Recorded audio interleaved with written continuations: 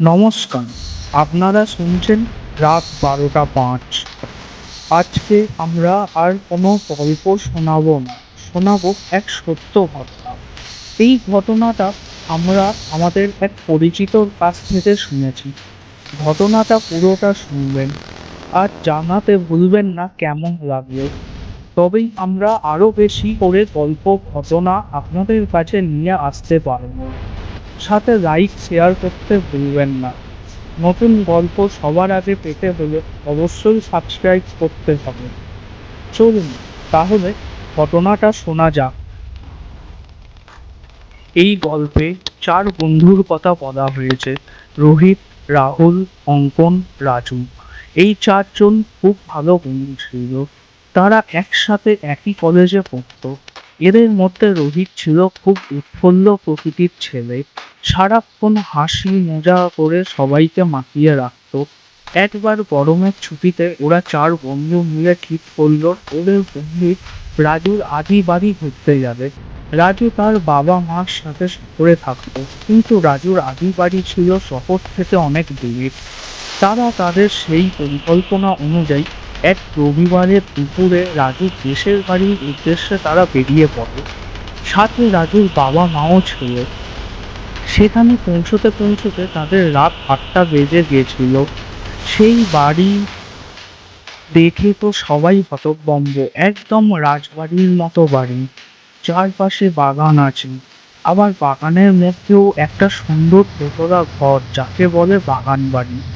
তারা 4 বন্ধু গল্প করে খাওয়া দাওয়া শেষ করে রাত 11টা নাগাদ যখন শোবার জন্য প্রস্তুতি নিচ্ছিল, তখন হঠাৎ রোহিতের মনে একটা ইচ্ছা জাগলো যে যদি বাগান বাড়িতে শোয়া হয় তাহলে কেমন হতো। কথাটা শোনা মাত্র বাকি বন্ধুরাও এক পায়ে প্রস্তুত। কিন্তু রাজু তার বাবা মা কোনো মতেই অনুমতি দিচ্ছিল না। শেষে অনেক কষ্ট করে তাদের রাজি করানো গেল। কিন্তু তাদের একটি শর্ত দেয়া হয়েছিল যে তারা রাতে কেউ বাইরে বেরোবে না। ওরা সেই শর্তে রাজি হয়ে খুব আনন্দে বাগান বাড়িতে শোবার জিনিসপত্র নিয়ে চলে গেল। রাজু ছাড়া বাকি 3জন বন্ধু ভীষণ খুশি। তারা এর আগে এরকম মনোরম গা ছমছম পরিবেশ কখনো দেখেনি। তাই 3জন মিলে বেশ গল্প জুড়েছিল। কিন্তু হঠাৎ রোহিত খেয়াল করলো রাজুর চোখে মুখে ভয়ের চিহ্ন। রোহিত রাজুকে কি হয়েছে প্রশ্ন করাতে রাজু তার কোনো সদুত্তর দিতে না পারায় গুটিসুটি মেরে শুয়ে পড়ল। আর শুধু এটুকু বলল, মাঝরাতে যদি কেউ দরজায় কড়া নাড়ে, আমায় না বলে দরজা খুলবি না, বলে সে ঘুমিয়ে পড়ল। এরপর বাকি বন্ধুরা রাজুর কথায় পাত্তা না দিয়ে নিজেদের মতো হাসি মজা করতে থাকলো। কিন্তু হঠাৎ রাহুলের চোখ পড়ে জানালার ওপারে বাগানের দিকে। জ্যোৎস্না রাত, সে দেখে বাগানের শেষ প্রান্তে এক নিম গাছ। নিম গাছটা আস্তে আস্তে হেলে মাটি স্পর্শ করে ফেলেছে। আবার কিছুক্ষণ পরে গাছটা আস্তে আস্তে ওপরের দিকে উঠে সোজা হয়ে দাঁড়িয়ে পড়ল। কি অদ্ভুত বিস্ময়কর ঘটনা! এই ঘটনা দেখা মাত্রই রাহুলের মুখ দিয়ে আর কোনো কথা বেরোলো না। ভয়ে আতঙ্কে তার মনে হচ্ছে অদৃশ্য কেউ যেন তার মুখ চেপে ধরে আছে।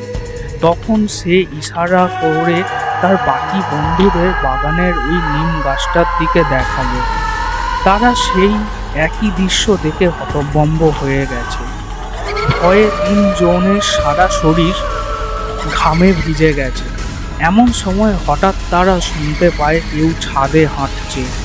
ছমছম করে নুপুরের শব্দ স্পষ্ট তাদের কানে ভেসে উঠে আসছে। তারা ভাবছে কি হচ্ছে এটা। ভয়ে তারা একে অপরের হাত শক্ত করে ধরে আছে আর বারবার একে অপরের দিকে তাকাচ্ছে। তারা কিছুক্ষণ পর কেউ একজন তাদের দরজায় জোরে জোরে কড়া নাড়ছে। সে কি বিকট শব্দ! সেই শব্দের ভয়ে যে কোনো মানুষের প্রাণ বেরিয়ে যাবে। এভাবে কিছুক্ষণ চলার পর একটা সময় সব ঠান্ডা হয়ে গেল। তিন বন্ধু সবেমাত্র একটু শান্তির নিঃশ্বাস ফেলছে, এমন সময় হঠাৎ তাদের চোখ যায় জানালার দিকে। সবাই চমকে গিয়ে ভয়ে এক হাত দূরে লাফিয়ে সরে যায়। তারা দেখতে পায় যে এক বিরাট শরীর সম্পন্ন কালো অন্ধকার এক ছায়া জানালার রড ধরে দাঁড়িয়ে আছে, কিন্তু কোনো মুখ নেই, শুধু বিরাট এক চেহারার ছায়া দেখা যাচ্ছে। জানালার রড দুটো ধরে সেই ছায়াটি দাঁড়িয়ে আছে।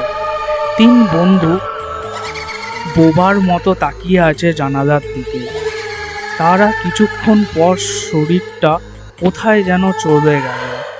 কিন্তু এত কিছু হয়ে গেল, রাজুর কিন্তু ঘুম ভাঙেনি। তাদের মনে প্রশ্ন এলো, তারা এতক্ষণ এগুলো কি দেখলো, কি শুনলো?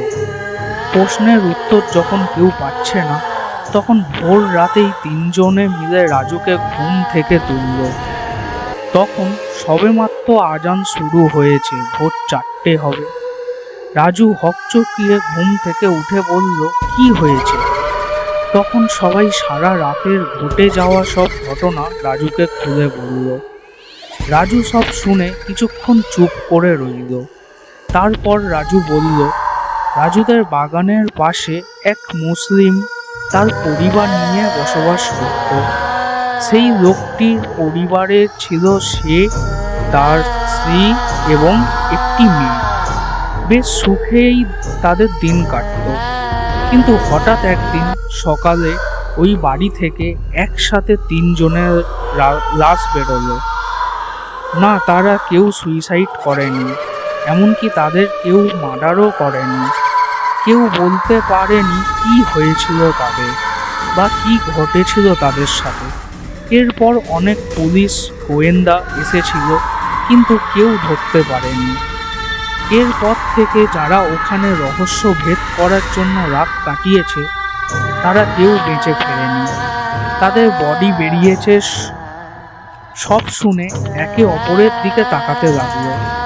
তারা ভাবলো, জানালায় কে ছিল তাহলে? প্রেতাত্মা?